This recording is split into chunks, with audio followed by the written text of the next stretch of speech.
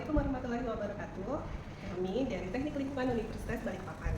Beberapa waktu lalu kami menerima kunjungan dari SD 008 Balikpapan Utara di daerah Karyangau. Mereka berkunjung kepada kami untuk menjelaskan permasalahan mereka, yaitu tentang kualitas air yang selama ini mereka gunakan. Sumber air yang mereka gunakan adalah berasal dari Sungai Wain, di mana yang mereka rasakan adalah air itu keruh, kemudian pH-nya rendah. Kami mencoba mengatasi permasalahan tersebut melihat dari beberapa waktu lalu penelitian kami sebelumnya untuk meningkatkan kualitas air dengan sistem filtrasi, yaitu menggunakan solvent filter.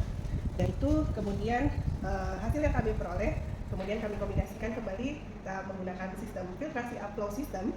Kemudian hasil yang diperoleh itu di mana kekeruhan masih ada sedikit, kemudian pH-nya meningkat dan nilai oksigen terlarut atau dissolved oksigen meningkat.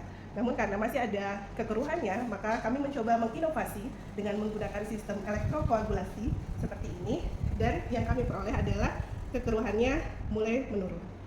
Dalam inovasi kami yang menggunakan sistem elektrokoagulasi, kami menggunakan tenaga listrik, sehingga kami harus menghitung bagaimana secara ekonomis penerapan inovasi tersebut bisa diberlakukan kepada masyarakat. Oke, jadi untuk pendekatan perhitungan biaya yang dibutuhkan ketika kita mau menggunakan elektrokoagulasi adalah, jadi kami melakukan pendekatan dari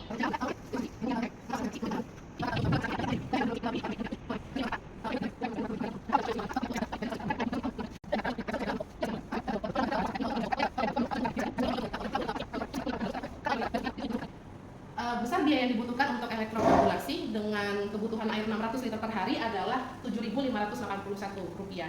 Jika dikalkulasikan atau diakumulasikan dalam 1 bulan, besar Rp227.000. Konsep ini dapat diterapkan bagi wilayah-wilayah yang belum terlayani atau terakses oleh pipa PDAM. Ini adalah hasil perhitungan kami yang menggunakan metode elektrokoagulasi untuk penjernihan air yang dapat menjawab permasalahan di SD 008. Mau tahu cara pembuatannya? Mari kita ke studio lingkungan. Nah, ini adalah studio teknik lingkungan di mana kami sebagai tempat mengaplikasikan setelah kami uji laboratorium di laboratorium teknik lingkungan. Oke, hari ini kita akan melihat alat dan bahan yang akan kita gunakan untuk proses elektrokoagulasi. Di sini ada batang kayu, satu alat yang kita gunakan untuk proses elektrokoagulasi, yaitu adaptor dengan arus 10 ampere. Setelah dipastikan bahwa tembaga listrik sudah terlilit dengan sempurna, rangkaian aluminium kita masukkan ke dalam tandon 300 liter.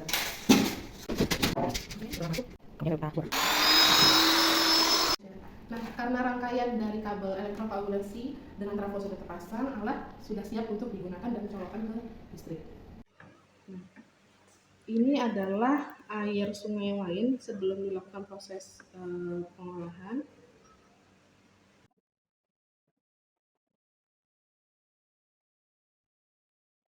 Selanjutnya kita coba pengujian DO atau oksigen terlarut di hasil air olahan.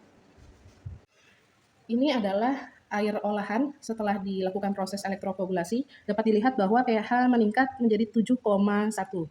Ini adalah air baku yang dimana sebelum melalui proses elektrokoagulasi kita mau menguji tingkat kekeruhannya.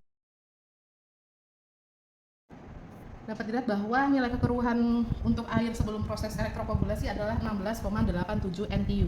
Ini adalah hasil dari proses elektrokoagulasi. Dapat dilihat bahwa di bagian dasar itu terbentuk hasil lumpur setelah proses koagulasi. Dapat dilihat bahwa sudah terjadi penurunan tingkat kekeruhan yang dimana awalnya adalah 18 turun menjadi 14,63. Nah, tentunya sistem elektrokoagulasi ini akan lebih efisien atau lebih baik ketika dari hasil elektrokoagulasi itu dialirkan kepada sistem filtrasi, sehingga nanti lumpur-lumpur yang sekiranya masih ada melayang dalam air dapat terfiltrasi oleh filter yang sudah kami terapkan. Berikut adalah hasil air olahan setelah sistem filtrasi. Dapat dilihat bahwa hasilnya sangat turun secara drastis, yang dimana sebelum elektrokoagulasi nilainya 18,67, kemudian dilakukan proses elektrokoagulasi dan filtrasi maka didapatkan hasil 0,99 NTU. Dan nilai kekurangan ini sudah sesuai dengan standar yang dipersyaratkan oleh pemerintah.